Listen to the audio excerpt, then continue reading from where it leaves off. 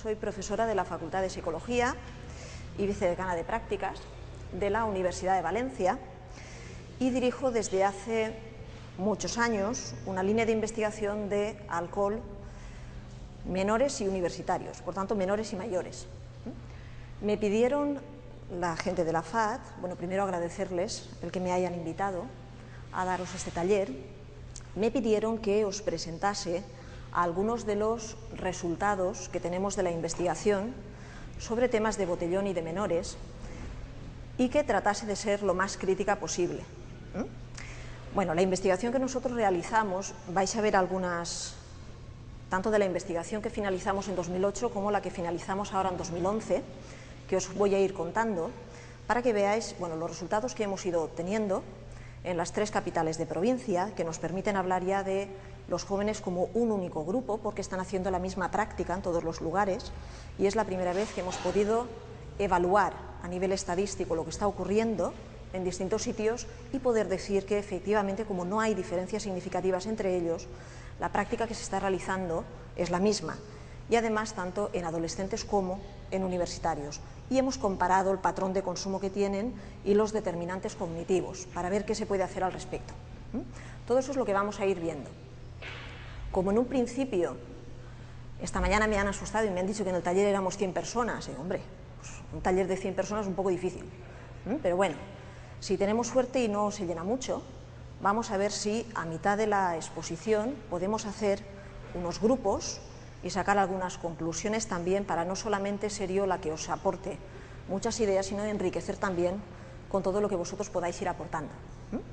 Vamos a empezar a hablar del tema de alcohol y menores viendo un vídeo muy sencillito, es de la televisión, lo he bajado de YouTube, pero se entrevista a unos cuantos jóvenes y vamos a plantearnos, a cuestionarnos si creemos que eso es lo que realmente ocurre en todos los sitios o no. Y a partir de esas mini entrevistas que hacen, vamos a ir presentando resultados a ver si lo podemos determinar.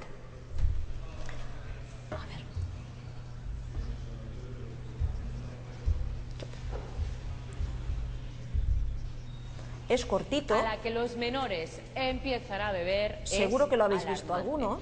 Por ese motivo, Sanidad ha adelantado hasta los 9 años la lucha contra el botellón. Hemos querido comprobar si es cierto. Un equipo de este programa ha compartido unas horas con ellos, con esos menores. ¿A qué edad empiezan a beber? La respuesta les va a sorprender. ¿Vosotros qué edad tenéis? Yo 14. O sea, tenéis 14, que realmente creéis que la gente, los jóvenes, empiezan a beber cada vez antes, ¿o no? Sí, mucho más. Tanto. Que no hay problema. Que sí, vamos a ir botellón, vamos, ya. Vale, ¿a dónde soléis ir y tal? Pues por preguntar. Y por ejemplo, ¿vosotros dónde podéis comprar el alcohol? Porque al ser menor... En chino. En un chino. Ahí siempre lo venden, ¿no? Sí. ¿Dónde está más barato? ¿Y en qué consisten un poco vuestros fines de semana normalmente? O sea, ¿a qué os dedicáis? Salir, días y... ¿Qué tal os va en el instituto? A mí se me han quedado una... Sí, una más nueva, ¿no? Joder. ¿Qué salís a ver normalmente? De todo, de lo que haya. Si nos puedes comprar una cerveza y un sándwich. ¿Una cerveza? Una litrona. ¿No os dejan comprarla vosotros? No. ¿Cuántos años tenéis? 16. Que los jóvenes beben cada vez antes. ¿Es verdad eso? Sí. No sabría decirte. Sí. ¿A qué edad empiezan a beber a lo mejor? 16. 12 quién? Que no mientas, que a los 12 tu que a los hijo. 11. Sí, tu hijo no te... Que sí, a los 12 o por ahí, 13. Que sí, todo el mundo empieza a beber eso. Yo no. No. Ah, bueno, porque este es el único sano, ¿vale? Pero los demás sí. Los demás todos. Es solo el principio del reportaje de investigación que nos ocupa hoy. Saludamos a Albert, que se incorpora a la mesa. Buenos días. Buenos días, Albert. Buenos días. Gabriela, compañera, ¿cómo estás? Buenos días. ¿Qué material el que hemos visto? Hemos podido comprobar cómo los menores empiezan a consumir alcohol a edades muy tempranas. Es que estábamos viendo el vídeo y era muy pronto. A ver, ¿dónde lo consiguen? Lo primero. Pues se tiende a acusar mucho a las tiendas de chinos, ¿no? De la venta de alcohol a los menores, de la venta de alcohol fuera de horario. Pero esto no solo ocurre en esas tiendas de chinos, también ocurre en los supermercados y en las grandes superficies. Los menores nos aseguran que en las tiendas regentadas por chinos pueden comprar alcohol sin problema, pero ¿y en los supermercados? Vamos a comprobarlo. Nos acercamos a un joven que está comprando alcohol y le explicamos que somos menores y que necesitamos que nos compre una botella. Perdona, ¿sois mayores de edad? Sí. Vale, ¿nos podéis hacer el favor de sacarnos una botella? Sí, claro. ¿La pagamos? Sí, sí. Vale. Bueno, pues vete cogiendo tú esto y voy yo con ella. Vale, que ¿solo vais a comprar eso? Sí. Ya está, os acompaño con botella.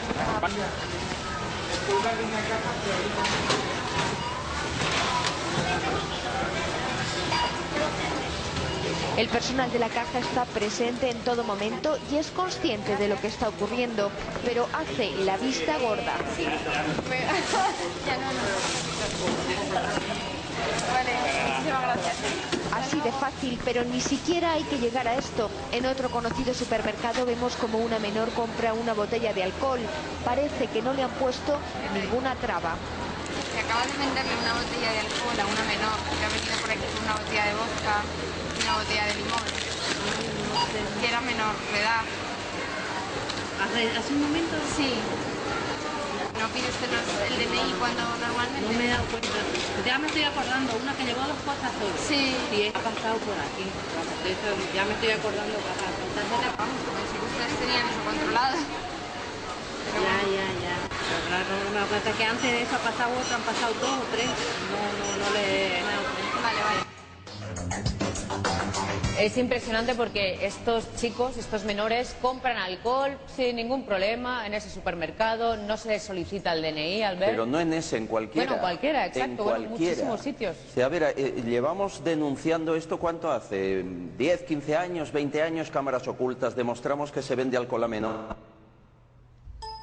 Tenemos suficiente con esto.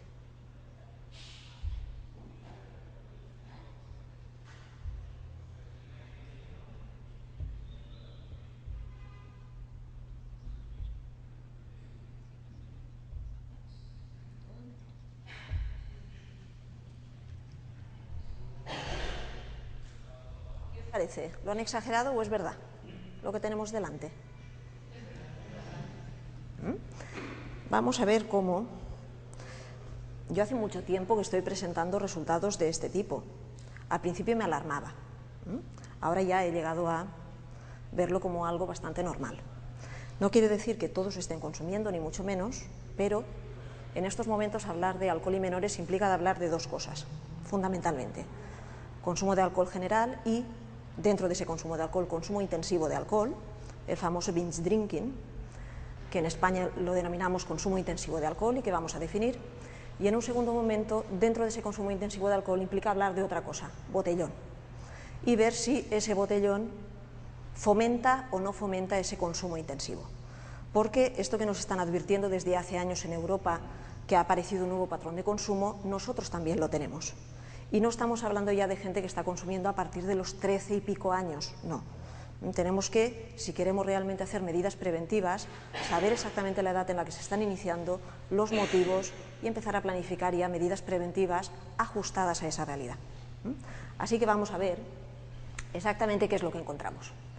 Mirad, si nos vamos a datos muy generales, y esto lo conocemos todos, sabemos a nivel general, ¿vale?, que a día de hoy llama la atención 2 cosas en temas de alcohol, pero esto es a nivel general. Por una parte, que es verdad que nos están diciendo que se está estabilizando el número de consumidores, pero yo ahí a mis alumnos siempre les digo un pero como una catedral. Cuidado, porque cuando te vas a rascar, incrementan los de 14 y 15 y disminuyen los de 16 y 18. Claro, cuando hacemos medias, evidentemente hay una estabilización, muy bien, pero realmente lo que estamos encontrando es que de esta estabilización, hola, los de Portugalete, vale, de esta estabilización, exactamente lo que más nos interesa a nivel de prevención es que están incrementándose los más jóvenes, por una parte. Y por otra parte nos interesa otra cosa fundamental, y es que el patrón de consumo que se está dando cada vez más es ese patrón de consumo intensivo, lo que en plan nacional definen y que ahora vamos a criticar como 5 o más consumiciones. Vamos a criticar porque hay maneras más exactas de medir eso, simplemente por eso. Pues bueno, el consumo de 5 o más consumiciones en un intervalo breve de tiempo, de unas 2 horas. ¿Qué es lo que se está viendo? Que ese patrón de consumo se va incrementando, que los jóvenes de 14 a 18 años que están consumiendo durante el último mes, prácticamente la mitad están realizando este tipo de consumo. y además tienen otro indicador de riesgo importante, que es la intoxicación, con todos los problemas que eso supone, porque el preguntarle a un joven si llega o no a la intoxicación es bastante osado, porque hay jóvenes que consumen muy poco consideran que han llegado a la intoxicación y jóvenes que consumen una barbaridad consideran que no. Pero bueno, dentro de esa subjetividad también están pudiendo observar cómo hay un incremento notable en el número de borracheras entre los consumidores del último mes. Por eso nos están advirtiendo que cuidado, aunque parece que haya una estabilización, los consumos de grandes cantidades, por tanto de riesgo a esas edades, y ahora veremos por qué, pues se están incrementando y hay que tener cuidado con eso. Pero esto sería a nivel general. A nivel de Europa está pasando exactamente lo mismo. Exactamente lo mismo. De hecho, desde hace ya bastante tiempo, y España es uno más, estamos hablando de un patrón homogéneo entre todos los jóvenes, menores de edad incluidos. No nos referimos a jóvenes mayores de edad, están los menores de edad y los mayores de edad. Un patrón homogéneo en el que se caracteriza por un inicio muy temprano. En Europa nos hablan de los 12 años y medio. Vamos a ver cómo en España está pasando lo mismo. Cuando nos vamos a los más jóvenes, ¿vale? Es la edad de inicio. Y esto para los de la prevención nos tiene que interesar muchísimo. Porque si yo quiero prevenir, me tengo que ir mínimo 2 años antes. Si no, no prevengo. Si no, ya estoy haciendo una prevención selectiva, que es lo que requieren la mayoría de los que están aquí dentro ya. No requieren una prevención universal. ¿Qué me va a ocurrir? Pues bueno, sé que a nivel de Europa también lo que están mostrando es un inicio muy temprano de grandes cantidades de alcohol, con todo lo que va a implicar para la maduración de esas personas, porque están en proceso de desarrollo, ¿vale? Inicio temprano de grandes cantidades de alcohol en forma de atracones, binges, lo denominan de muchas formas, consumo concentrado, normalmente asociado a momentos de ocio en el que suelen perder el control, porque consumen grandes cantidades. Este patrón lo tenemos en España también, pero aparte de tener ese patrón en España, lo que llama la atención, tanto en España como fuera, es que a día de hoy los investigadores todavía no nos hemos puesto de acuerdo para definir qué es eso del consumo intensivo. Y encontramos definiciones múltiples que lo que nos están haciendo es liar mucho el tema. Porque tendremos desde definiciones de 5 o más consumiciones, crítica, las chicas están afectadas con una menor cantidad de alcohol. Ahí inmediatamente salieron Universidad de Harvard y dijeron, paramos, 5 o más consumiciones para los chicos, 4 o más consumiciones para las chicas. Problema, no es lo mismo que yo me consuma 5 cervezas a que yo me consuma 5 cubatas. La cantidad de alcohol es distinta. Y no es lo mismo que me lo consuma en España que me lo consuma en Estados Unidos, porque las medidas son distintas. Entonces, inmediatamente salieron, bueno, vamos a mejorarlo todavía más. Hablamos de unidad de bebida estándar. No podemos hablar de unidades de bebida estándar porque cada país tiene sus unidades de bebida estándar. Así que la medida más exacta es la de gramos de alcohol. Por eso, a día de hoy, de todas las definiciones que hay, una definición utilizada en España desde el 2007, aludiendo a los gramos de alcohol que consumen, sería el consumo de 60 o más gramos para los varones, para los chicos, y de 40 o más gramos para las chicas. Pero ese no puede ser el único criterio, tenemos que introducir más criterios. En un principio se hablaba de 4 a 6 horas, pero por ritmo de ingesta y velocidad de metabolización, desde hace tiempo se recomienda un intervalo de 2 horas. Y durante ese intervalo, y consumiendo al ritmo en que lo hacen, tener un nivel de alcohol de 0,8. Esa sería la definición más consensuada a día de hoy en España, de lo que se considera un consumo intensivo. ¿Vale?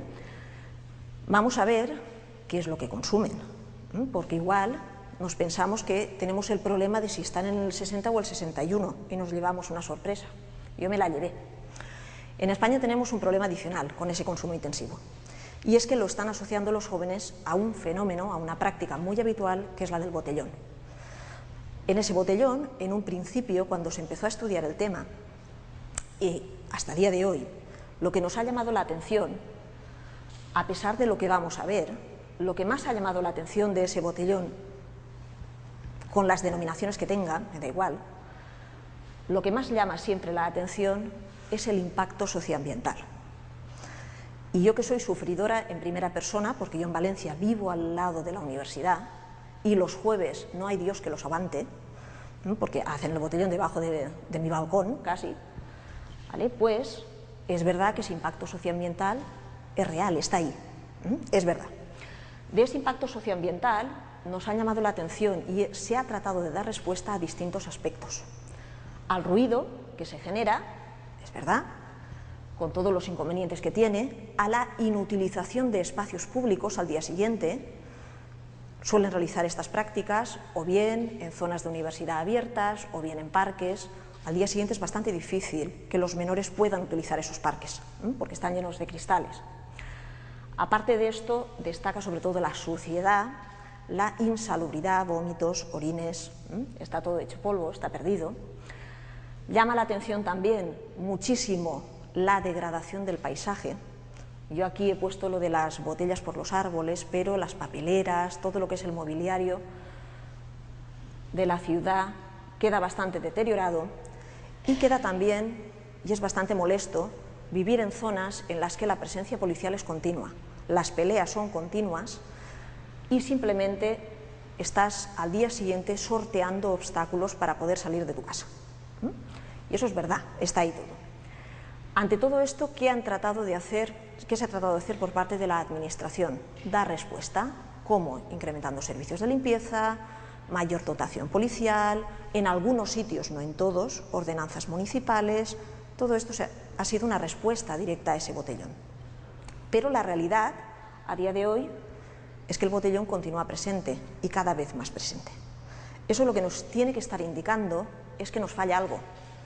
Y si nos falla, no quiere decir que esto no haga falta, sí que hace falta, pero nunca va a ser suficiente, porque junto a esa dimensión social, la precipitación nos ha llevado a emocionarnos y a dejar en un segundo lugar la dimensión de salud. Y tratar de responder a esa dimensión de salud demasiado tarde. Hace muchos años que tratamos de resolver la dimensión social y no lo conseguimos porque no estamos dando respuesta al fenómeno en su totalidad. Vamos a ver qué ocurre con esa dimensión de salud y por dónde tendrían que ir las cosas. Mirad, aquí tenéis la definición que dieron, primer proyecto que hicimos, los 6.000 jóvenes que entrevistamos, menores y mayores de edad. Se les hacía una pregunta abierta, ¿para ti qué es hacer botellón? Porque realmente cuando los profesionales definimos qué es botellón, decimos grupos de jóvenes que se van, compran la bebida en un establecimiento y van al espacio público y beben. Pero nadie les había preguntado a ellos, para ellos, qué era hacer botellón. En abierto, fiabilidad interjueces, codificando 3 personas distintas y tratando de llegar a acuerdos. Esas eran las respuestas que daban los jóvenes. Os he diferenciado lo que son universitarios de lo que son adolescentes, de lo que son menores de edad. Tanto unos como otros, la asociación directa es beber. Y en un segundo lugar quedan los amigos. Primero beber. Beber con amigos, en espacio público o privado, porque en los universitarios ya se iban a sus pisos de estudiantes. Por tanto, el fenómeno como tal ya no es solamente público, aparecen ya migraciones de ese fenómeno y están haciendo la misma conducta. Llamaba la atención sobre todo en los adolescentes que le dieran mayor importancia a la asociación con la diversión, para ellos esa es la manera de divertirse y eso va a ser problemático, y la mayor tendencia a darle prioridad al consumo, más cantidad, ¿vale? Beber en más cantidad y emborracharse. Y ahí había diferencias con los universitarios. Y vamos a ver si eso se ratificaba con los datos que nos salían. Hasta ese momento, antes de empezar todo este estudio, ¿qué sabíamos? Había muchísimos estudios de campo, ¿vale? Estudios incluso de estas zonas. Estudios en los que se iba a las zonas botellón y se preguntaba a los jóvenes cómo estaban. Nosotros huimos de las zonas botellón porque lo hicimos en 3 ciudades, Valencia, Alicante y Castellón, y teníamos tantísimas zonas botellón, solamente en la ciudad de Valencia, policías que teníamos dentro del equipo de investigación detectaban zonas problemáticas, teníamos 42. No era viable. Fuimos a las zonas botellón, no estaban en estado de responder nada. ¿Vale? Dependía del momento en el que llegabas, había una agente o había otra, por tanto era mejor, cogimos distritos educativos, los distritos educativos de las 3 ciudades, hicimos un muestreo aleatorio de todos los distritos educativos de la ciudad, de manera que quedaran representados todos los jóvenes. Y los cogimos a todos martes o miércoles. Jueves no podía ser, porque empezaba la marcha para algunos y los viernes no estaban en condiciones, ¿vale? Por tanto, martes o miércoles hicimos las entrevistas de colegios públicos, colegios concertados, desde tercero y cuarto de la ESO, primero y segundo de bachiller, ciclos formativos, y de ahí saltamos a universidades. Así es como los cogimos a todos, ¿vale? Entrevistamos tanto a los que hacían, a los que no, a todo el mundo. Vale, estos estudios previos, ¿qué nos decían? ¿Por qué tenía sentido irnos a los distritos educativos? Porque de estos estudios nos decían que eran en su mayoría estudiantes bien integrados y que en su mayoría estaban consumiendo alcohol, de un 70 a un 90%, pero no nos decían en qué cantidades. Por tanto, era probable, en aquel momento, esto que nos decían que allí iba la gente a hablar, pues era probable que lo hicieran por eso, solamente. Necesitábamos saber cuál era el patrón que había ahí detrás. ¿Qué es lo que vimos? Mirad, ahí veréis que os van a salir datos de dos investigaciones. La del botellón es la primera de aquí. En esta hicimos una evaluación multidimensional. Yo voy a presentaros datos de jóvenes, algunos de padres, entrevistamos a jóvenes, padres, policías que intervienen en las zonas botellón. Y aparte hicimos un seguimiento de la prensa de la Comunidad Valenciana durante los 3 años, para saber qué llegaba a la sociedad. Ese proyecto terminó en el 2008. De ese proyecto derivó el que estamos finalizando ahora. Hemos construido un instrumento de evaluación para que los profesionales, los clínicos, tengan una herramienta para poder evaluar el binge drinking, el consumo intensivo de alcohol de los jóvenes. Ese es el proyecto que termina ahora. Veréis que salen datos de los dos, porque realmente el segundo proyecto y otro que está en marcha ahora, internacional, nos está dando los mismos resultados. El patrón se vuelve a confirmar. Por eso me da igual coger un dato de un sitio o del otro. Bueno, de estos primeros, del primero de los proyectos, mirad, aquí tenéis todos los jóvenes entrevistados, los 6.000, diferenciados en adolescentes, estudiantes de secundaria y universitarios. 69% de los adolescentes estaban realizando ya botellón. No estamos hablando todavía de consumo. Iban a hacer botellón, iban a las zonas. Mientras que el 83% de universitarios lo están haciendo. Aquí lo que llama la atención sobre todo es la generalización que se va produciendo. Y llama muchísimo la atención que 40%, pero un 60% de los de 15 años ya estén haciendo esa práctica. Porque esa gente está viviendo en casa. Por tanto, la permisividad social y la permisividad de la familia, de la que se hablaba esta mañana, está muy presente. Vale, dato importantísimo, ¿cuándo empiezan a hacer esto? ¿Vale? ¿Cuándo lo empiezan? Aquí lo que hicimos fue diferenciar los adolescentes de 18, de 17, de 16, de 15 y de 14. Si nos vamos a la media, llegamos a los 13 y pico. Pero a nosotros eso no nos interesa. A nosotros nos interesa los chavales de 14 años a qué edad se están iniciando, porque ahí está realmente la edad de inicio. Y aquí fijaos cómo el primer dato, yo si supiera enfocar esto, estaría bien. A ver. Bien, lo he encontrado. Pero ahora no se ve. Bueno, ¿veis dónde estoy? Aquí, el de la estrella. ¿Vale? Esto de aquí, ¿qué es lo que vimos? Que los jóvenes de 14 y 15 años se estaban iniciando a la edad que decían los informes europeos, a los 12 y medio. Y que cuando iban nuestros técnicos de las unidades de prevención comunitaria a los colegios, empezaban a hablar de alcohol demasiado tarde. Además, ahora veréis los datos de consumo de alcohol, empezaban con programas de prevención universal que ya no hacían falta, porque el consumo que estaban realizando y los patrones que estaban realizando requerían de una prevención selectiva, directamente. ¿Vale? Por tanto, estaban llegando tarde.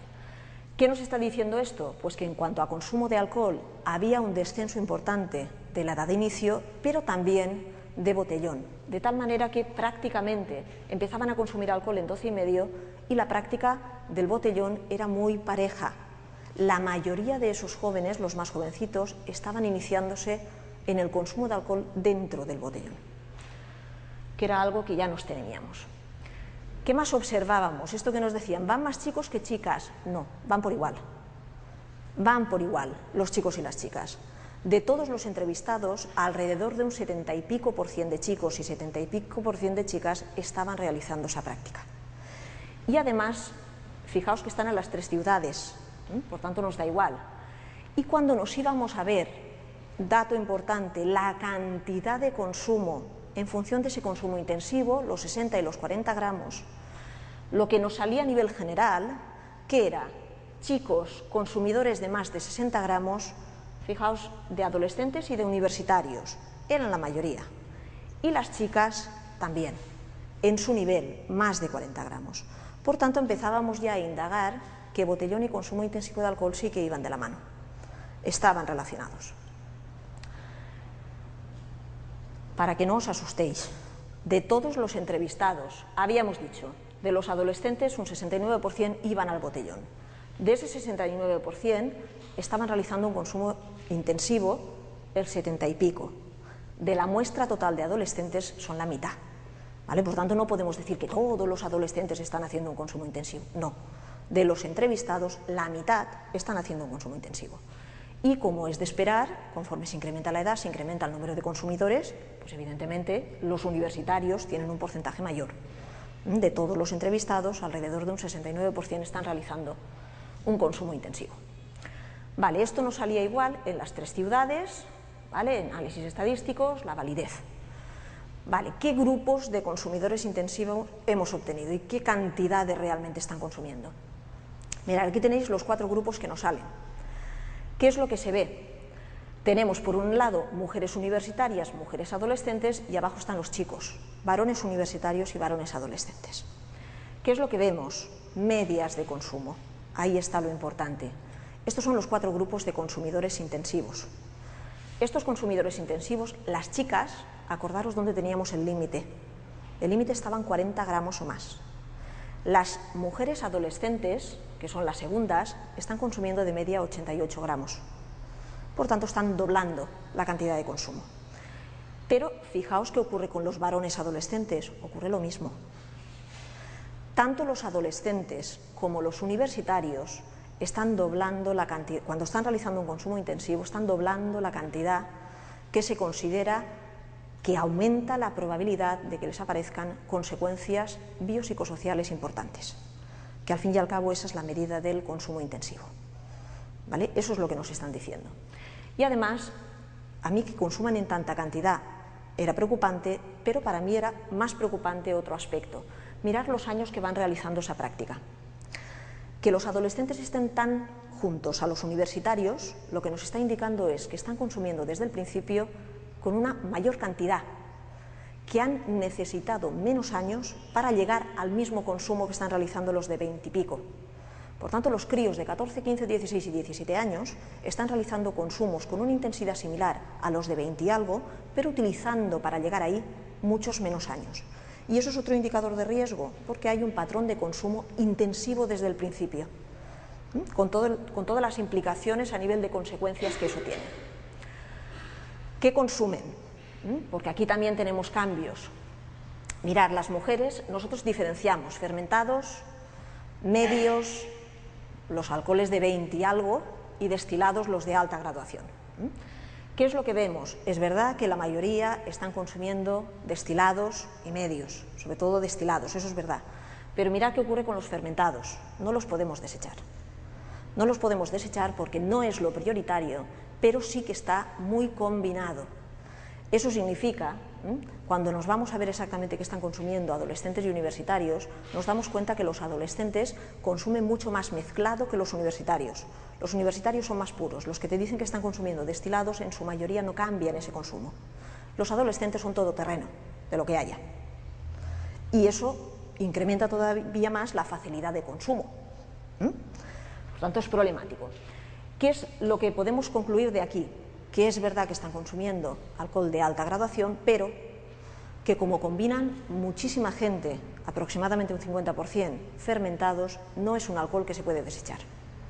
Y de esos fermentados destaca fundamentalmente cerveza y calimocho, que es lo que están haciendo. ¿Vale? Pero los destilados, los cubatas, son bastante complicados. ¿Regularidad? ¿Lo hacen de vez en cuando? Pues no. Lo hacen con bastante regularidad, porque de los 12 meses, alrededor de entre 9 y 10 meses al año lo hacen. Es verdad que tienen tendencia a disminuir en épocas de exámenes. Yo digo que los profesores tendríamos que hacer exámenes todas las semanas. Yo a mis alumnos se lo propongo, que voy a hacer exámenes sorpresa, para al menos que sean de los que no tengo debajo del balcón. Pero bueno, Disminuyen en épocas de exámenes, pero incrementan notablemente en épocas de vacaciones. Por tanto, no es una conducta que es muy irregular, al contrario, es una conducta que tiene bastante frecuencia. ¿Cuántas veces a la semana hacen botellón? Una media de 2 veces a la semana. Eso no significa que estén haciendo consumo intensivo las 2 veces. Sí que están entre 2,3 días, pero fijaos, los universitarios empiezan a hacer botellón jueves, los adolescentes viernes, el día estrella es el sábado, para los dos. Pero tienen un patrón distinto. De esos días que están haciendo botellón, aquí abajo tenéis la media de días de consumo intensivo. Nos sale 1,3, entre 1 y 2 días. ¿Por qué es importante este dato? Porque con la regularidad que tienen, con la frecuencia con la que repiten la conducta, no estamos hablando de conductas puntuales, muy puntuales, sino que tenemos delante un indicador de riesgo importante. El indicador de riesgo sabemos, no solamente va a ser la edad de inicio, que la vamos a ver ahora, que también es otro indicador, sino también la frecuencia con la que se repiten los consumos intensivos. Y sabemos que si se repiten consumos intensivos 2 veces al mes en chicos 100 gramos y 60 gramos en chicas 2 veces al mes, la probabilidad de consecuencias se dispara. Y estos están repitiéndola de 4 a 8 veces al mes. Los que lo hacen una vez a la semana lo hacen 4 veces, por tanto incrementan, y los que lo hacen 2 veces a la semana llegan a 8. Por tanto, es un indicador de riesgo que lo que nos está es justificando el por qué empiezan a llegar a tratamiento gente cada vez más joven. Y es porque el patrón está cambiando y hay cantidades de consumo elevadas desde un principio, entre otras cosas. Mirad, aquí tenéis el otro indicador de riesgo que todo el mundo conocemos. Desde los años 80 sabemos. La investigación de Grant, la investigación de DeWitt, hay mucha investigación al respecto. Sabemos que cuando que hay una mayor probabilidad de desarrollar problemas de abuso y prevalencia de dependencia cuanto más joven se inicia una persona. Pues aquí tenemos las edades de consumo de alcohol, de consumo intensivo de alcohol y de botellón en los 4 grupos de consumidores intensivos, comparados con la gente que no hace un consumo intensivo. En todos los casos las diferencias son significativas. Lo que estamos viendo es que efectivamente todos, tanto varones adolescentes, las mujeres adolescentes, varones universitarios y mujeres universitarias, en todos los casos se han iniciado en consumo de alcohol y en consumo intensivo de alcohol a edades más tempranas. ¿Esto qué nos está indicando? Edad más temprana, patrón de consumo intensivo desde un principio y frecuencia, lo que nos está indicando simplemente es que tenemos muchas más papeletas de llegar a quedar enganchados en el proceso adictivo, simplemente. ¿Es pasajero o no es pasajero? A ver, no me voy a meter en todos los resultados de neuropsicología ni de todo esto, porque entiendo que supongo que a día de hoy que se le está dando tanta prioridad, pues tendréis conocimientos de esto. En un principio, a ver, cuando exponíamos los resultados instituto por instituto a los padres, una de las preguntas que más hacían era, pero esto se les pasará, ¿no? Y volverán a estar normales y eso. Bueno, pues se les pasará, esperemos que sí, pero sí que es verdad que por la edad en la que están realizando ese tipo de consumo tienen unos problemas asociados. Y los problemas asociados no es que nos los inventemos, es que están evaluados. Están evaluados con pruebas neuropsicológicas, están evaluadas con pruebas de neuroimagen, tienen muchas evaluaciones ya, porque una de las cosas que más preocupa es la maduración cerebral de estas etapas. Todo el mundo sabemos que nacemos, en mi facultad, los profesores de psicobiología nos dicen a medio hacer. Pues bueno, nuestro cerebro está a medio hacer, ¿vale? De tal manera que nos vamos desarrollando hasta 20 años, más o menos. ¿Qué va a ocurrir? Que durante el proceso, de los 13 hasta los 20, se van a desarrollar, podríamos decir, las partes del cerebro que más personas nos hacen. El razonamiento, la atención, la memoria, las funciones ejecutivas, procesamiento de información, todo eso es lo que se termina de desarrollar a esas edades. El alcohol es un tóxico. Si el alcohol es un tóxico, va a influir en todo esto. ¿Qué es lo que se ha visto con las pruebas neuropsicológicas? Se les hacen pruebas a los... Aquí tengo los resultados de Susan Tupper, pero los resultados de la Universidad de Santiago, que estoy en el equipo de investigación con ellos, son iguales. O sea, con chavales de España también lo tenemos hecho. ¿Qué es lo que se ve con estos chavales en las pruebas neuropsicológicas? A ver, lo que se ha hecho es, manteniéndolos abstinentes durante X tiempo, Susan Tupper los tiene durante 3 semanas abstinentes para que no haya una afectación, compara jóvenes adolescentes que están realizando un consumo intensivo y jóvenes que no hacen ese tipo de consumo. Y ve si hay diferencias en las pruebas que se obtienen. Se les dan listados de palabras, listados de símbolos y ven lo que recuerdan. Con esas pruebas neuropsicológicas siempre obtienen aproximadamente un 10% menos de recuerdo los chavales que están haciendo un consumo intensivo. ¿Por qué es importante esto? Porque están en la etapa escolar, en la etapa de formación. Por tanto, es importante el saber que van a tener una parte afectada. Esto como prueba neuropsicológica, parece ser que recuerda menos. En cuanto a pruebas de atención y de velocidad de procesamiento de la información, les ocurre lo mismo, están más ralentizados. Este tipo de pruebas no han sido suficientes, porque incluso los propios investigadores se plantean, bueno, pues es posible que hayamos cogido a los chavales un día que están bajos, no atienden, vamos a ver si hay problemas a nivel estructural, no solamente a nivel funcional.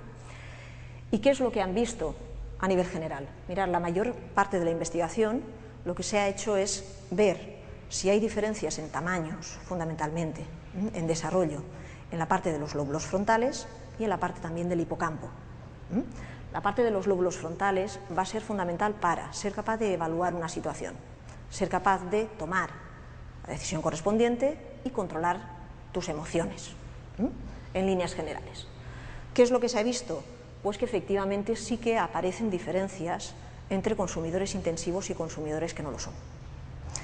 Tanto, sobre todo en todos, pero fundamentalmente en la parte de atención y función ejecutiva, en la parte ventral. Y en la parte del hipocampo, que es fundamental para el recuerdo, se ve que también hay diferencias, sobre todo en el hemisferio, en el hipocampo izquierdo. Esto simplemente lo que les estaba es ratificando los resultados que les salían con las pruebas neuropsicológicas. No es que habían cogido a los chavales un mal día, es que tenía sentido los resultados que estaban obteniendo, ¿vale? Simplemente.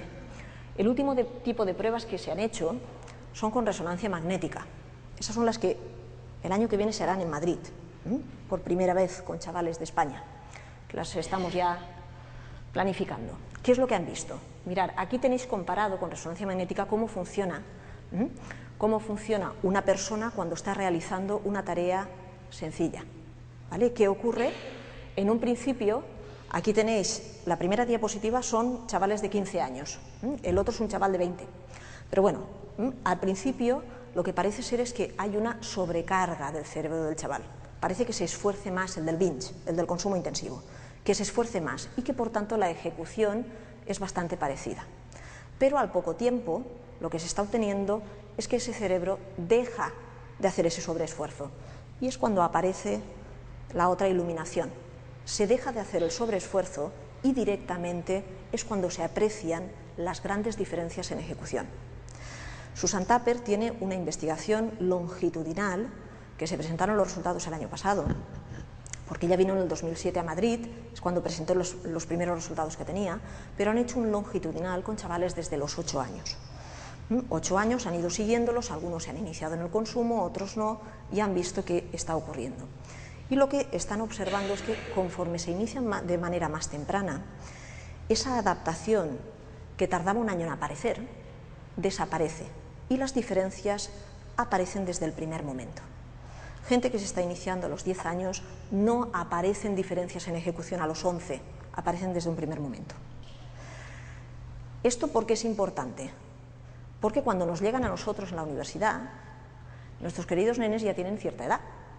Y si no han parado de realizar este consumo, a los 21 años se para. Y si se para, se para. ¿Se va a recuperar? Sí. A mí, cuando le veo los resultados a Consuelo Guerri, de allí de Valencia, yo me asusto. Ella trabaja con ratas, porque demuestra que la regeneración pues, va a ser que es bastante limitada. Yo espero que con los humanos no nos pase igual, ¿vale? No pase igual. Todavía no tenemos resultados de ver qué ocurre, ¿no? Con esa readaptación de los jóvenes, pero lo cierto es que estamos entorpeciendo parte de esa maduración y eso tenemos que ser conscientes de ello. Y esas son las consecuencias que muchas veces nos quedamos sin ver y que es importante sacar ya a la luz. Bueno, esto sería en cuanto a consecuencias, pero indaguemos un poco más con estos chavales, porque en un principio, cuando hablas con padres, con profesores, todo lo ven muy negro. Todo lo ven muy negro porque no hay, directamente te comentan, no hay manera de convencerlos. No hay que convencerlos, hay que ver los motivos por los cuales la gente está haciendo las cosas, tratar de dar respuesta a esos motivos y saber por dónde se puede empezar a trabajar con ellos. Directamente no te van a decir que pierden el control, pero es que un dependiente reconoce que tiene un problema, tampoco lo va a reconocer, ¿vale? Y por eso dejamos de trabajar con los dependientes. No, pues con estos tampoco, ¿vale? Vamos a ver esos determinantes cognitivos. ¿Qué esperan? Les preguntamos directamente, beber de manera concentrada, ¿qué me va a permitir? ¿Y qué es lo que vemos? ¿Qué es lo que esperan ellos obtener?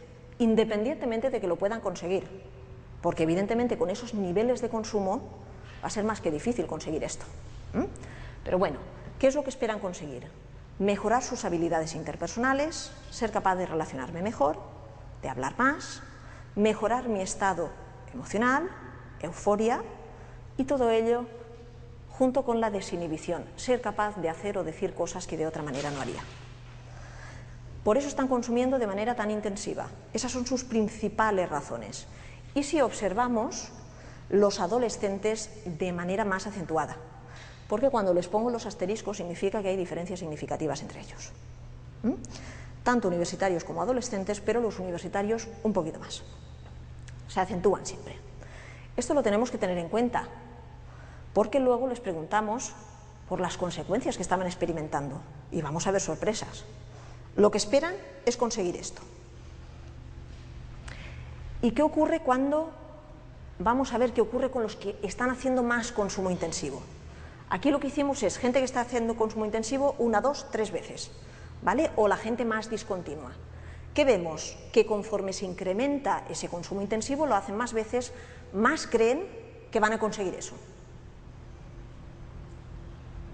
Todos esos resultados van asociados a una parte de la sustancia, que es pocas cantidades y durante poco tiempo, pero están perdiendo de vista que el alcohol es un depresor y que en esas cantidades, aunque ellos es verdad que van a experimentar menos efectos, los jóvenes los notan menos, a pesar de ello, con las cantidades de alcohol que están bebiendo es imposible llegar a experimentar esto. Esto lo experimentas al principio, pero cuando consumes en tanta cantidad ya no te vas a quedar ahí, ¿vale? Y eso hay que demostrarlo. Esto es como el que piensa que va a ser gracioso siempre y es el pesado de turno, ¿vale? Pues es lo mismo, es lo mismo. Vale, ¿por qué bebo de manera concentrada? Y aquí tenemos que trabajar, y la sociedad va a ser importante, una doble asociación. Y les ocurre a los dos, pero aquí los adolescentes se disparan más. La asociación que tienen de beber de manera concentrada con ser algo normal, la normalización, es habitual hacerlo, es la manera de celebrarlo, lo hacen mis amigos, esa creencia normativa que tienen y que los que no son consumidores intensivos no lo tienen. La creencia normativa de creo que yo que estoy realizando esta conducta la estoy haciendo igual que todos los que tengo alrededor. Esa creencia normativa hay que trabajarla con estos chavales.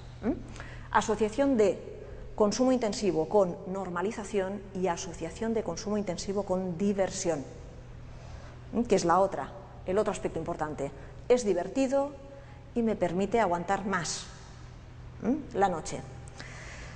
Las dos que he puesto en círculo son importantes de cara a las alternativas, ¿vale? Las alternativas. Hay dos aspectos de refuerzo que los jóvenes buscan aquí también. Les gusta el sabor. Por tanto, esos talleres que, por ejemplo, ya hay gente que se está sacando de cócteles y de no sé qué, que se asemejen a los sabores, les gusta el sabor y les gusta la sensación, ¿vale? Y eso hay que tenerlo en cuenta de cara a las alternativas. No podemos abrir bibliotecas, con las bibliotecas eso no lo consiguen, por tanto hay que cambiar. Vale, y el por qué deciden consumir dentro del botellón. ¿Por qué no se limitan a hacer un consumo intensivo en cualquier sitio? ¿Por qué dentro del botellón? Y aquí tenemos otra doble asociación que a los profesionales nos ha traído de cabeza. La asociación con la diversión, nosotros la relacionamos con esto, con la práctica del botellón, pero es que hay una doble asociación. Una cosa es que se diviertan con amigos en la calle, ahí están las alternativas de ocio, pero otra cosa es la anterior, que encima consideren que beber es divertido. Aquí hay una doble vertiente de diversión. Las alternativas de ocio están dirigidas aquí, a esta parte, no a la anterior. Y además, aquí nos interesa una cosa fundamental, la parte de los universitarios. Los universitarios son los que tratan de controlar el ocio. A estos son a los que les preocupa el precio. A los adolescentes no. Los adolescentes tienen bastante más dinero porque en su mayoría la utilizan para eso. Fijaos, la parte de economía, como solamente es importante para los universitarios, para los adolescentes en ningún momento es importante. Y además tenemos que plantearnos otra cosa. Yo ahí, hace poco en Gijón, creo que fue, que fui a dar una conferencia parecida y tenía políticos delante. Llegué a decirles, a ver, uno se puede emocionar mucho y puede intentar incluso hacer medidas de bajar el precio, hacer botellódromos, todo perfecto. Pero un político, al igual que un técnico de prevención, tiene que ir de la mano. Y lo que no se puede hacer es tratar de paliar la parte social y disparar todavía más la parte de salud. El bajar el precio de las copas lo único que nos quitaría es la molestia a los vecinos, que sería de agradecer, pero no controlaríamos nada más. Porque justamente sabemos por prevención universal que uno de los factores que limita es la disponibilidad. Por tanto, lo que no podemos hacer es facilitarlo todavía más. Lo que harían es realizar la misma conducta dentro de los pubs, punto. ¿Vale? No harían nada más, porque de hecho el intento se ha efectuado. Bueno, en cuanto al consumo de otras sustancias, sí que es verdad que tenemos una asociación, y eso no solamente es nosotros, aparece en un 30 y pico % asociado a cannabis. Pero eso no quiere decir que el botellón y el consumo intensivo lleve a consumir cannabis. Es una práctica que realizan con o sin botellón y con o sin consumo intensivo, porque son los mismos niveles de consumo de cannabis de población general. Por tanto, no podemos decir que una cosa lleve a la otra. No. Vale, ¿qué consecuencias ven estos jóvenes? Estos primeros resultados son del proyecto del botellón. Ahí eran demasiado generales. Simplemente podíamos concluir que se daban cuenta de lo que publica la prensa, consecuencias sociales, pero que no se daban cuenta de problemas personales. Esto ahora lo hemos solucionado. Y desde el año 2004, sabemos, a nivel internacional, se está dando muchísimas vueltas a cómo evaluar las consecuencias psicosociales, sobre todo. ¿Vale? Las consecuencias psicosociales del consumo intensivo de alcohol en jóvenes. Porque lo que teníamos hasta ese momento eran instrumentos que medían dependencia y consecuencias del dependiente. Y estos chavales no se podían identificar. De ahí que necesitábamos desmigajar, deshacer esas consecuencias en partes más sencillas, de manera que los jóvenes pudieran identificarse con algunas de ellas. Y eso es lo que estamos haciendo, ¿vale? Tanto a nivel de España como de fuera. ¿Qué es lo que más ven estos jóvenes? Mirad, cuando les preguntábamos si había afectación del rendimiento académico, nadie, por favor, ¿qué va? Todos perfecto. Pero, fijaos, sí que reconocen sintomatología física, le podemos dar la vuelta. A mí un joven que me dice que al día siguiente, y lo reconocen en altísima proporción, experimentan resaca, no se pueden levantar y no pueden recordar, esto junto a las consecuencias profesionales que me van a reconocer, como lo han hecho, que no están rindiendo igual que otros días, ¿no les podemos demostrar que hay una afectación del rendimiento académico? Directamente sí. Y no les ponemos la etiqueta de hay un fallo en el rendimiento académico. Esto lo reconocen ellos directamente. Son las consecuencias que empiezan a reconocer, y además en una alta proporción. Aquí tenemos desde los jóvenes que consumen poco, 30 gramos, hasta los jóvenes que consumen máximo, los de más de 170. ¿Vale? Están todos. ¿Qué es lo que observamos? Que estas consecuencias van apareciendo más conforme se incrementa el consumo. Ellos reconocen que las están experimentando. ¿Vale? Por ahí tenemos que empezar, por las cosas que están reconociendo. Vale, hay otras consecuencias, la apariencia, la activación, el sueño, que ellos no van a reconocer. Pues en esas no vamos a trabajar. ¿Vale? Por mucho que me empeñe en demostrarle que hay problemas de sueño, no los van a ver. Pues bueno, empecemos a trabajar por lo que sí que ven. Sintomatología física derivada del consumo y sintomatología física en el propio momento del consumo. En el propio momento del consumo sentirme mal, vomitar, reconoce mucha gente que llega ahí, y tambalearse, toda la parte motora. Consecuencia profesional, lo que os he dicho, no rendir en estudios trabajo como otros días, también lo reconocen, ¿vale? Por tanto, podemos empezar a trabajar con ellos. ¿Qué más nos reconocen? Deterioro del control, ellos controlan, pero ¿qué ocurre cuando empiezan a evaluar las consecuencias de deterioro de control? Que van a reconocer que han bebido cuando tenían previsto no hacerlo, y eso es un indicador de pérdida de control. Que beben más tiempo del que tenían previsto y que han bebido más cantidad de la que tenían prevista. No les vamos a colgar la etiqueta de que has perdido el control, pero sí que puedes trabajar con ese joven que ya no empieza a controlar por sí mismo esa conducta. Empieza a escapársele de las manos. Además, hay un único indicador de dependencia física que empiezan a reconocer, solo uno, de todos los que se evalúan. Sí que reconocen cuando llegan a consumos elevados que necesitan más cantidad que hace un tiempo, ¿vale? Es el único indicador de dependencia física que están reconociendo. Consecuencias sociointerpersonales. ¿Os acordáis el motivo por el cual consumían en tanta cantidad? ¿Qué querían conseguir? Mejoras de relación interpersonal. Pues ya tenemos aquí una disparidad. ¿Qué reconocen como consecuencia sociointerpersonal? Que dicen cosas de las que luego se arrepienten y que han dicho o han hecho cosas que han avergonzado a alguien. Eso es contrario a lo que esperan conseguir. Por tanto, sí que podemos confrontar lo que esperan y lo que realmente empieza a aparecer.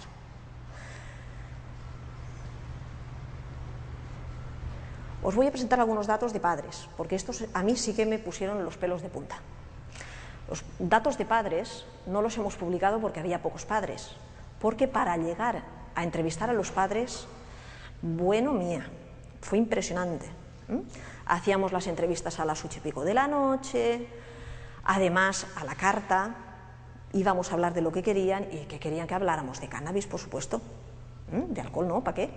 De cannabis. Así que íbamos a las 8:00, a los pocos padres, la mitad de los cuales, pues bueno, intentábamos conseguir la máxima representación, pero fijaros, de todos los 6.000 chavales que conseguimos, de los cuales la mitad eran adolescentes, solamente llegamos a entrevistar 212 padres de menores de edad.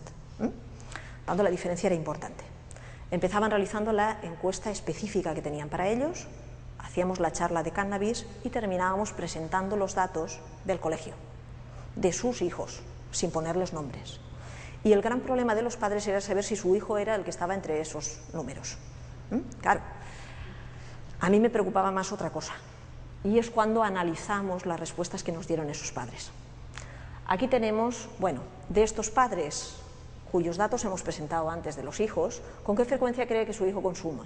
Nunca la mayoría, y de vez en cuando.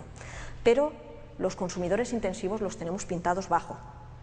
Tenemos la respuesta de los padres de 14, de 15, de 16 y de 17 años que reconocían que sus hijos estaban realizando ese consumo y la respuesta real de los hijos detrás.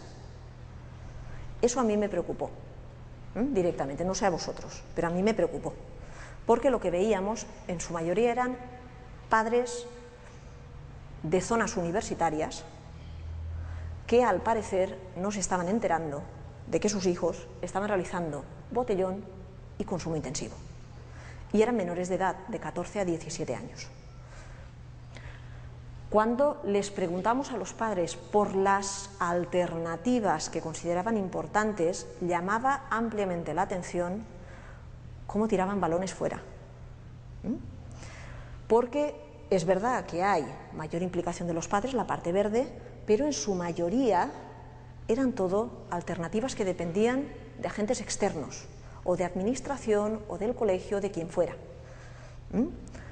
Y además, prácticamente no conocían, y en las 3 ciudades había alternativas de ocio y había distintas alternativas, no conocían lo que se estaba haciendo. Y esto llamaba muchísimo la atención. Estos datos son del 2008, pero a mí particularmente me ha llamado la atención 30 de agosto del 2011. Esto es de un periódico. Los jóvenes y el alcohol, la cifra de menores atendidos por beber alcohol crece año tras año. Y he sacado la reseña, el cómo los de urgencias se quejan de que los padres se muestran escépticos de que sean sus hijos y les están diciendo que pasen por urgencias a recogerlos. ¿Vale? Por tanto, la situación no es tan disparatada. No es tan disparatada. ¿Qué tenemos aquí? Botellón más consumo intensivo. Y los dos al mismo nivel. Alternativas. Yo aquí es donde quería hacer, antes de empezar a hablaros de alternativas, que os reunierais por grupitos, no tenemos más de 10 minutos, ¿vale? Pero que al menos sí que me transmitierais lo que se está haciendo en las localidades en las que estáis.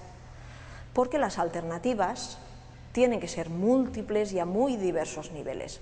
Aquí todavía hay gente que espera encontrar la varita mágica. Y la varita mágica, cuando estamos hablando de procesos adictivos, no está. Y si estamos hablando de procesos adictivos y ya en prevención universal tenemos que tocar tantos ámbitos, aquí las medidas represivas van a ser importantes, pero serán unas más dentro del pool. Igual de importantes que las medidas del impacto socioambiental. Pero nos hacen falta muchas cosas más. Por lo tanto, antes de lanzaros todas las ideas, a ver qué me devolvéis vosotros.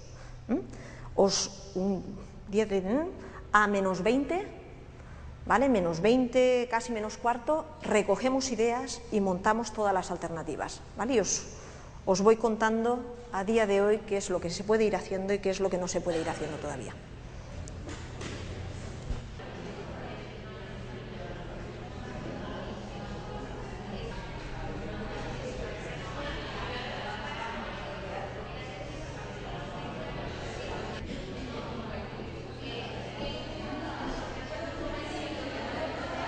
¿Me comentáis algo? ¡Ay! ¡Qué potencia! ¿Me comentáis algo de lo que habéis hablado? Porque estoy escuchando así de manera ilegal y habéis sacado prácticamente los temas, los juzgados por un lado, el ocio por el otro. Estabais ahí puestos. A ver, ¿me comentáis algo? ¿Algunas de las alternativas que conocéis? Bueno, yo he contado una que se hace donde, bueno, se hacía donde yo vivo, pero ahora por recorte, yo imagino que es por recortes presupuestarios, como todo, ¿no? Pues eran... Toma. Que era... Uy, a mí esto es que me acojona un poco. Vale. Lentejas, ¿no? Bueno, pues que decía que donde yo vivo se hacía una iniciativa que yo viví como usuaria, ¿vale? Porque aunque no lo parezca, también era joven. Y bueno, pues se dividía un poco, se hizo previo un estudio de las necesidades que los jóvenes detectaban un poco, más que necesidades, intereses, ¿vale? Relacionados con lo que era el ocio nocturno.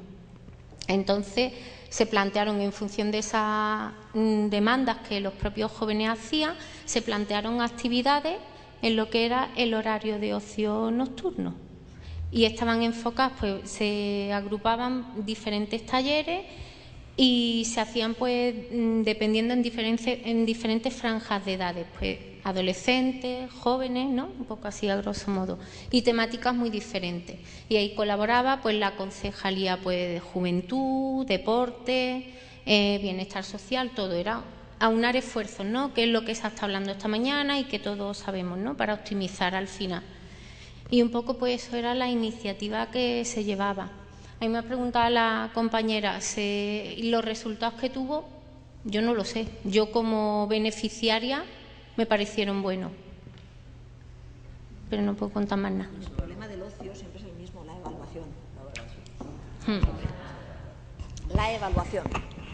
Porque sí que se han evaluado, aunque, por ejemplo, el abierto hasta el amanecer se evaluó. Evaluó SECADES y todos estos que evaluaron el programa de ocio, ¿vale? Pero el problema que tienen muchos de estos programas de ocio es que no van dirigidos a gente de estas características, es para la población general. Entonces, claro, ¿qué evalúas? ¿Reducción del consumo? ¿Vale? Si allí no te van a dejar consumir. Pero cuando los jóvenes les preguntas por el ocio, ¿qué hacen? Ir a eso y luego irse al botellón. Y eso, os he traído datos de los 6.000 y lo decían directamente. Se planteó una nueva cuestión y eran los horarios, el horario de ocio. ¿Por qué las alternativas de ocio tenían que cubrir el periodo de botellón? Tampoco tiene sentido.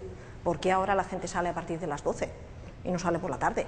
Son menores de edad, pero ahí se tocaba otra rama, familia. ¿Vale? Ahí hay que trabajar otras cosas, no solo la comunicación de esta mañana, bastantes cosas más, porque hemos confundido mucho en dar libertad con aquí no manda nadie, y esto es distinto. Y es distinto, ¿vale? La mayoría de los programas de ocio evaluados no van a dar resultados positivos porque la población es demasiado heterogénea y los objetivos no se plantean de forma clara. ¿Vale? Ese es el gran problema que hay aquí. Y además, cuando se trata de paliar esto, mirar, cuando nosotros hicimos el proyecto, recogimos que igual, seguro que a vosotros, a algunos de vosotros os pediría información, porque rastreamos todo el ocio que se estaba haciendo en España, ¿vale? Y nos salieron hasta procesiones del Carmen. Esto fue alucinante, ¿vale? Porque metían, pero tenía su lógica, metían todo el ocio que había en las amas de casa, el tal, y dices, pero las amas de casa, ¿qué pintan aquí? Todo el ocio estaba ofertado para toda la población, y quien era joven, que se iba a lo joven, al otro, pero estaba todo el ocio que había. ¿Vale? Es uno de los grandes problemas del ocio. Otro de los grandes problemas del ocio, es verdad que se han metido ya jóvenes a planificar, por fin. Y hace tiempo que se están planificando y que ya no se abren las bibliotecas y tal, porque no tiene sentido. ¿Vale? Si no van por el día, ¿para qué tienen que abrirlas por la noche? No tiene sentido. ¿Vale? Pero sí que se tratan de hacer ya actividades más ajustadas. El problema también es quién es el responsable de esas actividades. ¿Vale? Porque mucha de la gente que está realizando las actividades de ocio no está formada en prevención de drogas. Y como no está formada en prevención de drogas, también si el objetivo no va dirigido a prevenir las drogas, pues evidentemente estamos confundiendo otra cosa que los técnicos de prevención ya tenían desde hace muchos años clara, y es que cualquier cosa no es prevención. ¿Vale? Y lo estamos metiendo todo en el mismo saco. Está muy bien que se enseñen a hacer trencitas, perfecto. ¿Vale? Muy bien, que se enseñen el cha-cha-cha también, pero si es prevención, aunque sea inespecífica, el que hace la prevención sabe qué está haciendo y tiene sus objetivos, ¿vale? Y no sirve, por tanto, cualquier cosa. Hasta que todo esto no esté bien consolidado, no podremos evaluar los programas de ocio, porque no sabemos qué estamos evaluando. Ese es el gran problema que hay aquí, en temas de ocio. Pero sí que es verdad que en la mayoría de las localidades ocio hay. Había más problemas que ahora os sacaré y que os he traído libritos para que se os quede por escrito, y además esto os lo darán, porque luego la FAT, como lo graban todo, luego salimos allí. Pero eso córtalo, ¿eh? Que todo esto lo tendréis, pero bueno, de ocio se ha investigado mucho y se sabe muchísimas de las cosas que se tienen que tener en cuenta para que mínimamente salga algo decente. Mínimamente, pero a día de hoy queda bastante por hacer. Y tener siempre presente que el ocio irá dirigido a el por qué se hace en botellón, pero no a la asociación que hacemos desde que somos así, de diversión y consumo. Ahí hay otro frente que atacar. Por eso os he insistido tanto, la diversión que se ataca con las alternativas de ocio es la diversión de realizar el consumo intensivo dentro del botellón, pero no se ataca la diversión asociada a la forma de consumir, que es distinta. Ahí hay que tocar familia, porque lo aprendemos desde pequeñitos. Igual que si queremos que entiendan la presión policial, tendremos que volver a tocar la familia, porque lo que estamos aprendiendo es, a mí me viene un señor a castigarme, que eso es la presión policial, es un castigo, a castigarme, ¿por qué? Porque estoy haciendo una conducta que yo he aprendido ¿con quién? Desde pequeñito, en momentos de ocio. Este señor, ¿para qué viene aquí a castigarme a mí? Si mis padres no me dicen nada, ¿este qué me dice? Y por eso no lo entendemos, no lo entienden los jóvenes, y no surte el efecto que tiene que surtir. ¿Vale? Por tanto, la familia hay que tocarla, pero por muchos aspectos aquí dentro. Más cositas, ¿qué hacéis? Como alternativas, aparte del ocio.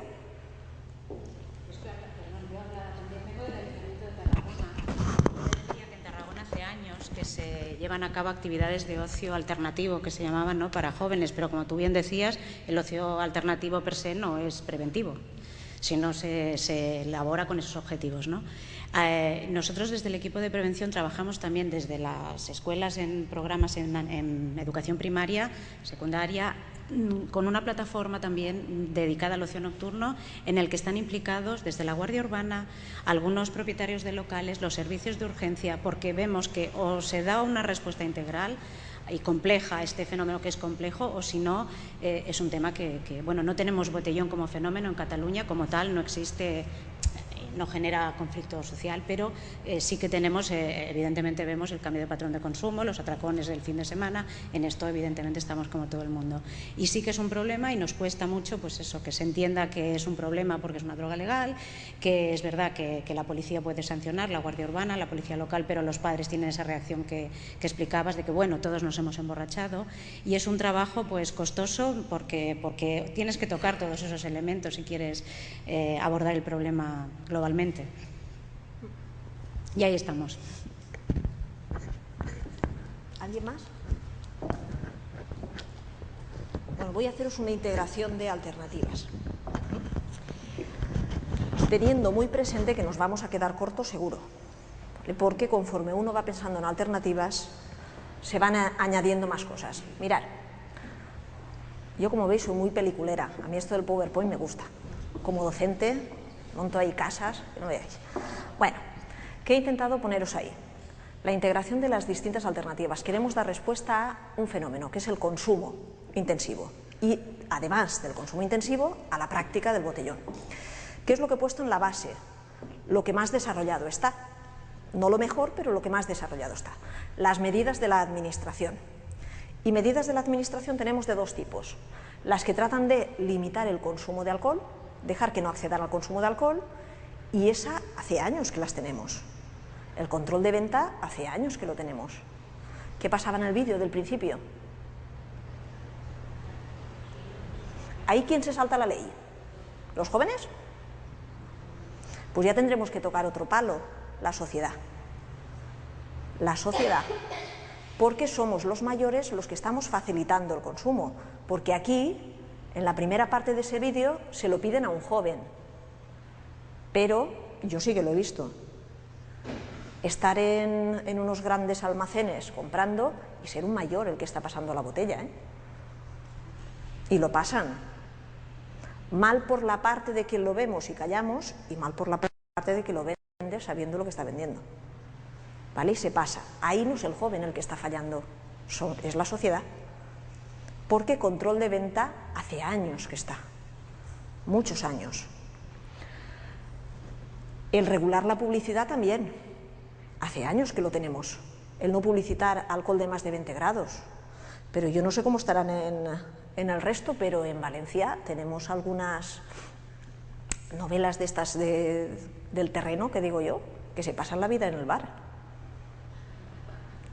Y todo discurre ahí, la taberna. ¿Vale? Y todos están contentos. ¿Vale? Por tanto, también estamos incumpliendo los mismos. ¿A qué me refiero con todo esto? Esto lo ven también los jóvenes, ¿eh? Ahora veréis cómo perciben ellos los problemas de hacer botellón y de consumir en la vía pública, y se dan cuenta que la normativa no sirve para nada. Por tanto, si la incumple un mayor, ¿por qué no la van a incumplir ellos? ¿Vale? Hay otro tipo de medidas también, en algunos sitios, los que tratan de limitar el consumo en la vía pública, en algunos sitios. A nivel general, se basan en la ley del 92, disolución de concentración en la vía pública, pero las ordenanzas que regulan lo del botellón son municipales, son ordenanzas municipales. Y tenemos cosas tan variopintas como, y ahí me incluyo mi ciudad, que nos prohíben el consumo en la vía pública, pero excepto en ciertos periodos del año. ¿Lo prohibimos o no? A ver. Además, el consumo a un menor está prohibido, igual que la venta está prohibida. Y los metemos en el mismo paquete. Volvemos a fallar los mismos. Y tenemos otras disparidades. Poblaciones que aquí está prohibido y en la de al lado no. Por tanto, nos desplazamos. Si es algo que tiene que estar prohibido, tiene que ser algo consensuado. O es de todos o no. Porque si no, no surten efectos estos castigos. Es al contrario, cuando un castigo lo estamos aplicando mal, por psicología hace años que lo sabemos, Hacemos justo lo contrario, reforzar la conducta. Y además le metemos un halo de misterio, ya ver si no me cogen, ya ver a ti, no tiene sentido. Vale. Además también cuando se trata de actuar en las zonas, lo que os comentaba antes, presión policial, cuidado con la presión policial también. ¿Es efectiva? Es muy difícil que sea efectiva, por distintos motivos. A nosotros cuando nos aplicaban un castigo, ¿nos lo aplicaban al mes de haber realizado la conducta? A estos chavales vas allí, además si es un menor, hay que localizar al tutor responsable o a los padres, se analiza, llega la multa, si es que llega la sanción. Cuando llega la sanción ya no saben a qué venía. Justamente tenemos el efecto contrario. Y además el tener allí la presencia policial tiene un doble problema también. En Valencia teníamos 42 zonas. ¿Distribuimos a todos los policías en las zonas? Porque si yo sé que se está castigando la conducta aquí y allá no, me voy allá. Tengo problema. Lo que hemos conseguido es disgregar las zonas botellón. Antes teníamos macro botellones y ahora tenemos mini botellones, pero el problema de salud está igual. Por tanto, ¿hay que aplicar presión policial? Sí, pero cuando se aplique, que sea de forma coherente, intentando que sea continuada en el tiempo, porque un castigo es efectivo cuando es recurrente. Si no, siempre se consigue lo contrario. Y además desde la familia se tiene que hacer entender esa presión policial, porque lo que os decía antes, nos están castigando una conducta que hemos aprendido con la gente que nos quiere. Y además en situaciones festivas, no tiene sentido que me venga un señor de fuera a sancionarme. Y esto se le tiene que hacer entender. Mirad, aquí tenéis el estudio de la OCU de la parte de venta.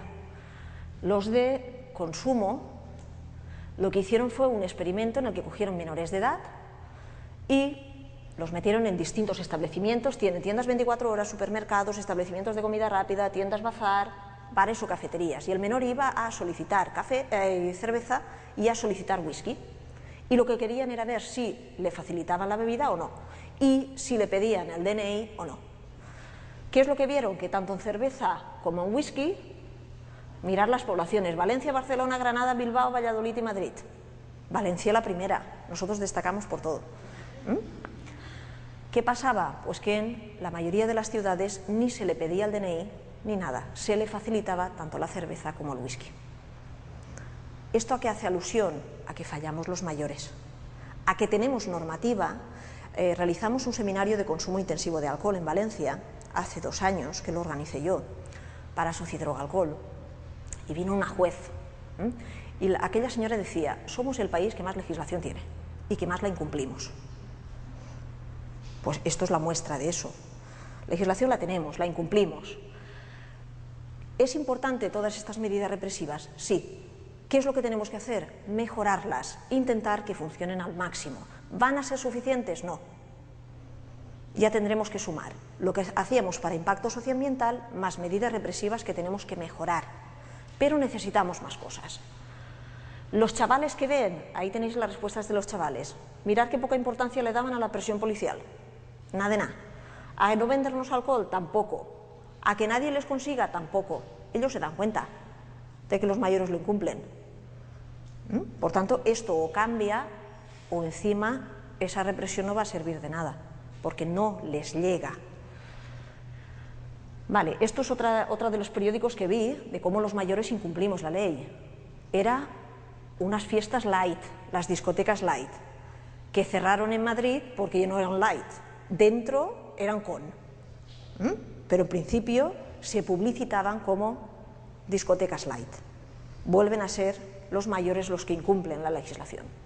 Medidas sociales que también se están aplicando. Yo a los botellódromos personalmente les tengo mucha manía, porque, a ver, hay que ser coherentes. Tenemos 2 problemas, dimensión social y dimensión de salud. Aparte de los problemas de siempre, de cómo llegar y tal, me parece muy bien. Botellódromo, ¿a qué está respondiendo? Al problema social. Pero ¿qué está haciendo con el problema de salud? Que lo va a disparar más. ¿Qué les estamos transmitiendo a los jóvenes? Mira, te voy a montar un sitio para que te vayas allí a beber, te voy a poner papeleras, que estaría bien que utilizaras, y una ambulancia por si acaso. Tú te vas allí y lo haces. No le estoy diciendo nada más. Te lo voy a condicionar para que te vayas allí. ¿Eso va a controlar la dimensión de salud? Nunca, si le estoy dando facilidades. Sabiendo ya el patrón de consumo que hay detrás, es absurdo plantear esto, porque realmente tampoco tiene sentido que te mande a la policía si lo haces en un parque y que no te la mande si te vas a ese sitio y lo haces. Estamos intentando controlar el consumo intensivo de alcohol y el botellón atendiendo solamente a la dimensión social y descuidando nuevamente la dimensión de salud. Las dos tienen que ir de la mano. Si una contradice a la otra, no es válida. Tenemos que mirar las dos al mismo tiempo. Ocio, lo que comentabais antes. Mirad, ahí están todos los problemas que tiene el ocio a día de hoy. El principal problema de todos es la fundamentación, lo que os decía antes. Si los objetivos no los tenemos claros, no podemos pretender que el ocio sea la panacea de nada. Y además, teniendo en cuenta, por los patrones de consumo que tenemos detrás, que no estamos hablando de una prevención universal, que a estos chavales les hace falta más cosas. El ocio está muy bien pensado cuando estamos hablando de gente que todavía no está iniciada. Pero cuando estamos hablando ya de gente que requiere de una prevención selectiva e incluso de una prevención indicada, el ocio queda en un segundo plano. Necesitan más cosas. Y como necesitan más cosas, es justamente de las que menos tenemos en España a día de hoy, que son las alternativas psicosociales, los programas de intervención. Mirad, a la Dirección General de Drogas de Valencia le hicimos, hace 2 años, un programa para los chavales que cogen con cannabis por la calle. ¿Vale? Lo primero que uno tiene que hacer para hacer un programa es evaluar a la población, para saber lo que le hace falta. Y justamente estos chavales que cogían tenían un problema de consumo intensivo que nadie había detectado. Nadie había detectado. De tal manera que hemos tenido que hacer un programa que atienda a las dos cosas al mismo tiempo. ¿Vale? A las dos. Pues con esto es igual. Lo primero que hay que hacer es atender a las necesidades que tienen, teniendo presente que son chavales con un consumo importante y con unos determinantes cognitivos importantes, hay que atender a eso. El ocio va a ser importante, pero junto con otra alternativa. No podemos pretender, como están intentando mucha gente, que el ocio nos resuelva este problema, porque no lo puede resolver, porque esto es biopsicosocial y el ocio es una parte. No hay más misterio. Estas eran las valoraciones que hacían los chavales del ocio que les planteaban en Valencia, Alicante y Castellón. Nada, no valoraban nada. Lo que más les apañaba eran los conciertos que hacían de vez en cuando. Y además el problema que tenían es que combinaban todo el ocio que había y luego se iban a hacerlo. Por tanto, no les servía para nada. Vale, ¿qué ocurre con las medidas psicosociales? Mirad aquí, para que no os penséis que las cosas no están hechas. Tenemos mucho camino avanzado. Si toda Europa estamos igual en temas de alcohol y menores. Estamos todos igual. Tenemos distinta documentación que podemos revisar. Lo que no podemos aplicar son instrumentos de otros países, pero cuando hay patrones de consumo iguales, la intervención nos puede dar muchísimas pistas de lo que se está haciendo por ahí. Aquí lo que os presento es un resumen de lo más importante. ¿Qué tiene que incluir la intervención con estos chavales? Además de todo lo anterior, además de la intervención con padres y además de la intervención con los medios de comunicación, que esos son fundamentales y los tenemos ahí en un segundo plano. Los medios de comunicación han sido capaces de difundir todo el problema social. Sirvámonos de los medios de comunicación para difundir el problema de salud, porque ese sí que les llega. Por tanto, es una vía importantísima. Nuestra intervención como técnicos, ¿por dónde tiene que estar? Mirad, lo principal en todas las intervenciones que se están realizando a nivel de Europa es trabajar el nivel de motivación al cambio. La mayoría de los programas están basados fundamentalmente en todo lo que es la motivación, en trabajar el aumento de concienciación, la reevaluación ambiental, que se dé cuenta de cómo su conducta afecta a todos los que tienen en su ambiente, que se den cuenta de cómo su conducta puede afectar sus objetivos profesionales, de cómo puede ser capaz de realizar esa conducta, de conseguir los mismos objetivos sin necesidad de realizar esa conducta, la autoconfianza, todo lo que es técnicas motivacionales. Eso es lo prioritario con estos chavales, porque sí que empiezan a haber problemas y consecuencias derivadas de su conducta. Por tanto, ya no es tan normal todo. Hay que tomar esa conciencia, nivel de motivación al cambio. ¿Qué es lo que vemos cuando evaluamos a esos jóvenes? Algo que no nos extraña, porque nos pasa también con los dependientes. ¿En qué estadio van a estar? Pues la mayoría precontemplados. Hacen lo normal. Ahí es donde estamos. Con los precontemplados, ¿qué hacemos? Pues lo que hemos dicho, trabajar todos los procesos que os acabo de decir. Pues con esto se está haciendo lo mismo. La mayoría de los programas que se están realizando se nutren fundamentalmente con técnicas motivacionales, directamente. Yo eso a mis alumnos les digo, es como darle un pellizco al joven, que reaccione. Eso es lo que están haciendo estos programas. Aparte de eso, ¿qué están trabajando? Creencias normativas, porque son erróneas. La creencia que tienen de todo el mundo está haciendo lo mismo que yo. Esa creencia con consumidores, no con los que no realizan esa conducta, con consumidores. De los niveles que están realizando estos chavales son muy efectivas. Trabajar las creencias normativas, trabajar las expectativas positivas y ponerlas a la realidad. Todas esas expectativas positivas que tienen y que no son reales, bajarlas y demostrarlas. Y toda la parte que tienen de actitud positiva hacia el consumo. Todo esto es lo que se trabaja también. Cuidado con la información. Sabemos que no es efectiva, información como tal. ¿Qué es lo que les está surtiendo más efecto? El feedback directo sobre su propia conducta. Eso es lo que están utilizando con estos chavales. Sabemos que dar información por dar información no llega. Que muy bien, que ven que sí, que eso produce eso, pero se lo produce al otro, a mí no. ¿Vale? Por tanto, no se van a ver ahí identificados. Lo que más está funcionando con estos chavales es dar feedback de conducta, de la propia conducta. Y eso exige, aunque es trabajar en pequeños grupos o incluso a nivel individual con estos chavales. Competencias personales e interpersonales, la toma de decisiones, la resolución de conflictos, eso es lo de siempre. Eso hay que revisarlo. Se le da una segunda prioridad, no está en primer nivel. En primer nivel está lo de arriba. Lo de arriba y no perseguir la abstinencia. Lo que se está trabajando es una reducción de daños con estos chavales. No se está planteando como primer objetivo la abstinencia. Vale, aparte de eso, sí que es verdad que la mayoría de los programas recomiendan, pero todavía no incluyen intervención familiar. Os digo recomiendan porque desde el 2005, que es el primer programa dirigido a estos chavales como selectiva, como prevención selectiva, sí que hay diferencias notables. Cuando hay 2-3 sesiones dirigidas a los padres, la mejora con los chavales es mucho más acentuada. Por tanto, es importantísimo trabajar a nivel familiar. Todo esto es lo que deberíamos trabajar con ellos. Aparte, ocio, aparte, represión, aparte, todo lo que habíamos comentado al principio, de todo de impacto socioambiental, aparte, medios de comunicación. Todo eso junto.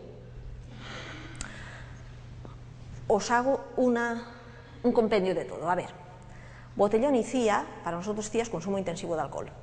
Ambos lo vemos como un doble fenómeno. Un fenómeno que va a tener consecuencias sobre la salud y consecuencias sobre orden público. Un fenómeno en el que va a producirse un cambio derivado de las actuaciones que estamos haciendo. Al principio de todo hablábamos de un fenómeno totalmente público, ahora ya no está tan claro, porque los pisos de estudiantes funcionan mucho, los garajes también. Está cambiando el problema. Ya no hay grandes concentraciones, eso es lo atípico. Lo más frecuente es encontrar grupitos pequeños, por tanto va cambiando. Además, dentro de ese mismo ambiente tenemos gente con un binge drinking muy importante, con consumos muy importantes, y es mucha gente, menores y mayores de edad, pero también tenemos unos cuantos que son de bajo riesgo, porque no llegan a esos consumos. Tenemos que pensar no solamente en medidas de prevención, y tendremos que revisar todo lo que estamos haciendo en Universal, porque llegamos tarde, para los que todavía no se han iniciado. Si se están iniciando con 12 y medio, los más jovencitos, pues tendremos que empezar a hablar máximo a los 10 años de qué ocurre con los consumos intensivos y empezar a trabajar directamente y de manera específica con esos chavales. Pero esos serían los de la parte de prevención. Pero es muy distinto a los que ya están dentro. Los que ya están dentro, la parte de prevención e intervención, requieren de una selectiva y en muchos casos de una indicada. Y para eso ya no nos sirven los programitas que tenemos aplicando en los colegios. Tenemos que revisar qué ocurre con esos contenidos y ahí es cuando tendremos que aplicar todo lo que os he dicho ya. Aparte, no nos podemos quedar trabajando solamente con los chavales, que es lo que todo el mundo cree. Legislación para los chavales, policía para los chavales, son todos chavales. No, porque tenemos distintos colectivos. Igual que precontemplados tenemos a los chavales, igual de precontemplados tenemos a los padres. Y también tenemos que darles un pellizco. E igual de precontemplados tenemos a la sociedad. Y también tendremos que darles un pellizco. Por tanto, esas medidas motivacionales que tenemos muy claras a nivel de intervención con los chavales, tendremos que extrapolarlas y dar a conocer también a los padres qué está pasando. Y que no son extraños, sino que es frecuente que ocurra esto. Jóvenes, padres, sociedad, profesionales, medios de comunicación y administración. Necesitamos medidas a todos los niveles y al mismo tiempo, para que esto se compense. Hay que revisar nuestra generalización. Mirad, yo aquí siempre pongo el mismo ejemplo. Yo me acuerdo cuando se empezó a trabajar lo del alcohol y la conducción, me acuerdo perfectamente de mi abuela que decía, ¡buah, qué tontería! Fíjate tú eso, ¿cómo lo van a conseguir? Pues la pobre mujer no lo ha visto, pero ahora lo tenemos. Imposible no es. El trabajar la normalización tan radical que tenemos a día de hoy del consumo, imposible no es, porque lo hemos demostrado en otros ámbitos, que es el del alcohol y la conducción. Ahora lo que nos parece extraño es que la gente continúe mezclando alcohol y conducción. Por tanto, es cuestión de empezar a trabajar. Esa generalización que tenemos del estilo de vida social, de la diversión y del consumo, se tiene que trabajar desde abajo, desde la familia. Y esa normalización tiene que empezar a cambiar desde el principio. No podemos cambiarla a nivel de legislación, porque eso es un control interno que uno tiene que ir adquiriendo conforme va desarrollándose, no que se lo impongan de fuera cuando ya es mayor. Por tanto, tenemos que cambiarlo. Hay que trabajar la parte de prevención, pero hay los técnicos a implicarse más, que no nos cuelen cualquier cosa, no. Tenemos muchos conocimientos de prevención que sabemos lo que funciona y lo que no funciona. Tenemos los niveles de evidencia, ¿vale? Por tanto, apliquémoslos. Apliquémoslos. No sirve cualquier cosa. Y lo fundamental de todo tiene que ser integración y coordinación de todo. La parte política, la parte de administración, la parte de medios de comunicación, necesitamos consensuar todo. De hecho, una prueba de ese consenso, creo que un buen ejemplo es lo que se firmará mañana en el Ministerio, ¿vale? El primer acuerdo, el manifiesto que hay de alcohol y menores y que van a firmar distintos sectores. Pues en esa línea tenemos que ir. Necesitamos empezar a planificar medidas desde todos los puntos de vista, partiendo siempre de la integración y coordinación. Y la integración y coordinación tiene que venir de un técnico de prevención, necesariamente, porque es el que tiene que aglutinarlo todo y darle forma. Y muchas gracias.